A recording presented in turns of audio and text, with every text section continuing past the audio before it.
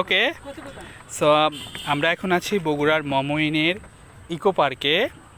Eco পার্কের একটি হচ্ছে ভাসমান যে একটি সেতু রয়েছে, এই সেতুর উপর দিয়ে আপনারা যদি এখানে আসতে চান তো অবশ্যই বগুড়ার মমইনের ইকো পার্কে আসতে হবে। এবং বরাবরের মতো আমাদের সাথে আছে দারাজ করিম। ও আচ্ছা, ফালতু নাম বলে দারাজ করিমের গোষ্ঠী উদ্ধার করে দিছে জনতা। সো এই যে মানে দুই দিকে হলে ফিল হচ্ছে অসাধারণ একটা ফিল।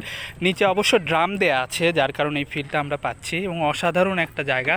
তবে এখানে 20 টাকা টিকিট, পার মিনিট 1 টাকা করে, পার মিনিট 1 টাকা করে হলে 20 মিনিট 20 টাকা, তাই না রাব্বি? হ্যাঁ, এই যে আপনি যদি প্রমাণ সহ দেখাইতে চাই, এই যে এটা হলো টিকিট।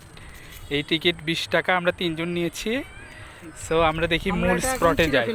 চিড়ে ফেলে যে চলে গেল, কিন্তু যাওয়ার সময় যদি রাব্বি ধরে যে আপনার টিকিট কই,